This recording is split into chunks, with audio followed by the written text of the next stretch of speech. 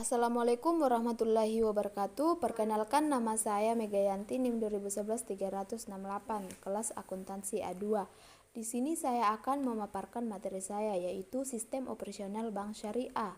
Sistem operasional bank syariah yang meliputi aspek penghimpunan dan penyaluran dana.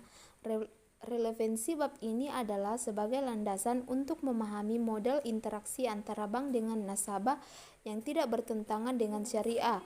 Larangan memperoleh pendapatan dengan cara riba telah mendorong fungsi intermediasi bank sebagai pemberi pinjaman beralih pada fungsi-fungsi lain yang tidak bertentangan, yaitu manajer, investasi, investor, dan fungsi sosial. Definisi asas dan tujuan bank syariah.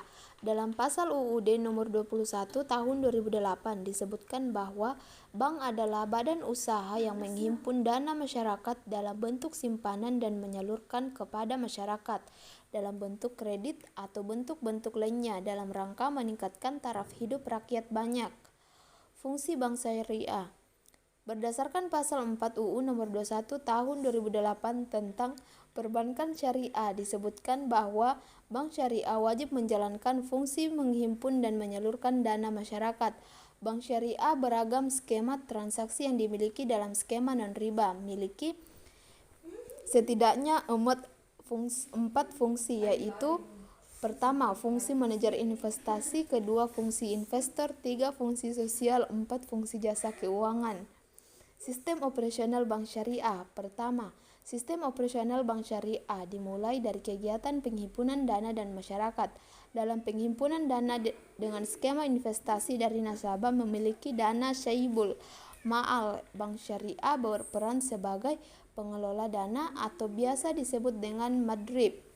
Kedua, dana yang diterima oleh bank syariah selanjutnya disalurkan kepada berbagai pihak, antara lain mitra investasi, pengelola investasi, pembeli barang, dan penyewa barang atau jasa yang disediakan oleh bank syariah. Ketiga, dari penyaluran dana kepada berbagai pihak, bank syariah selanjutnya menerima pendapatan berupa bagi hasil dari investasi, margin dari jual beli dan fase, dan fee dari sewa dan berbagai jenis pendapatan yang diperoleh dari instrumen penyangkutan dana lain yang dibolehkan. Prinsip-prinsip dalam penghimpunan dana bank syariah. Penghimpunan dana dengan prinsip mudharabah. Mudharabah adalah perjanjian atas suatu jenis kerjasama usaha di mana pihak pertama menyediakan dana dan pihak kedua bertanggung jawab atas pengelolaan usaha. Pihak yang menyediakan disebut saibul ma'al, sedangkan pihak kedua disebut dengan istilah madrib.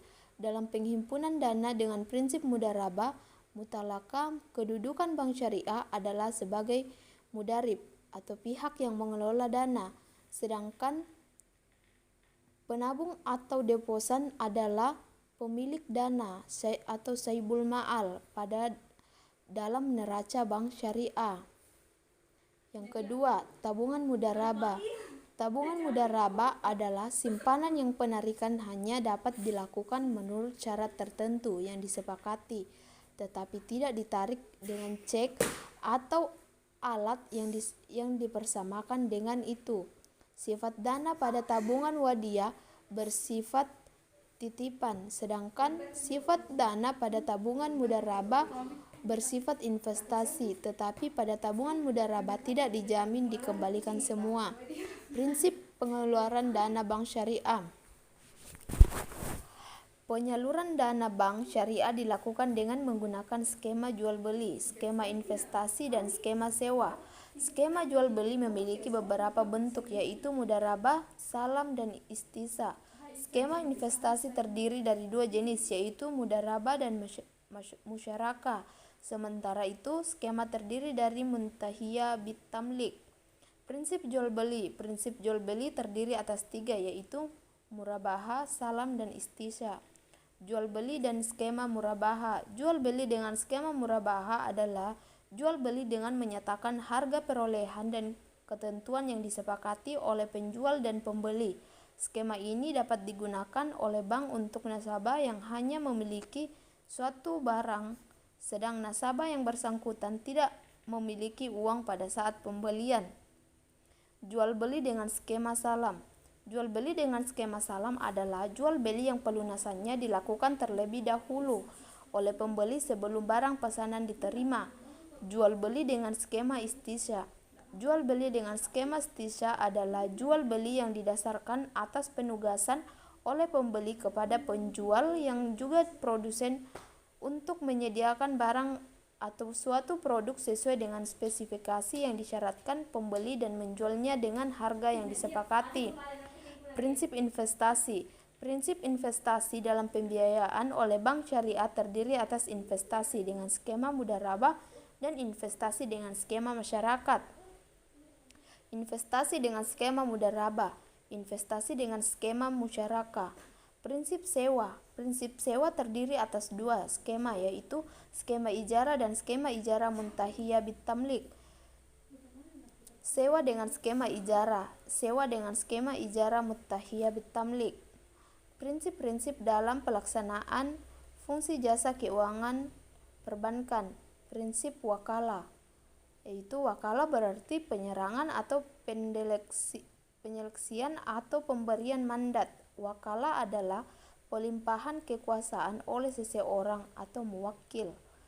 Kedua, dalam praktik perbankan, prinsip wakalah dapat digunakan untuk transaksi sebagai berikut, yaitu letter of credit atau L atau C. Yang kedua, clearing antar kota. Tiga, setoran clearing. Yang keempat, pajak online. Terus selanjutnya pajak kafalah. Al-kafalah merupakan jaminan yang diberikan oleh penanggung kafil kepada pihak ketiga untuk memenuhi kewajiban pihak kedua yang ditanggung.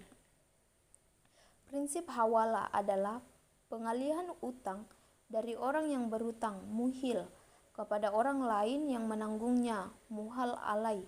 Prinsip sarf adalah prinsip yang digunakan dalam transaksi jual beli mata uang, baik antar mata uang sejenis maupun antar mata uang berlainan jenis. Prinsip ijazah adalah prinsip yang sangat banyak digunakan dalam pelaksanaan fungsi jasa keuangan bank syariah. Larangan bagi bank syariah. Larangan bagi UU diatur dalam pasal 24 nomor 21 tahun 2008 tentang perbankan syariah. Dalam pasal 24 disebutkan bahwa baik BUS maupun UUS dilarang untuk yang pertama, melakukan kegiatan usaha yang bertentangan dengan prinsip syariah. Yang kedua, melakukan kegiatan jual beli saham secara langsung di pasar modal. Yang ketiga, melakukan penyertaan modal kecuali sebagaimana dimaksud dalam pasal 20 tentang kegiatan BUS dan UUS. Dan yang keempat, melakukan kegiatan usaha peransuran kecuali sebagai agen pemasaran produk asuransi syariah. Adapun larangan bagi BPRS diatur dalam pasal 25 yang meliputi larangan untuk yang pertama, melakukan kegiatan usaha yang bertentangan dengan prinsip syariah. Yang kedua, menerima simpanan berupa giro dan ikut serta dalam lalu lintas pembayaran. Yang ketiga, melakukan kegiatan usaha dalam valuta asing kecuali penukaran uang asing dengan izin Bank Indonesia. Yang keempat, melakukan kegiatan usaha peransuran kecuali sebagai agen pemasaran produk asuransi syariah. Baik, itulah pemaparan materi dari saya. Saya akhiri dengan billahi fisabilillah fastabiqul khairat. Wassalamualaikum warahmatullahi wabarakatuh.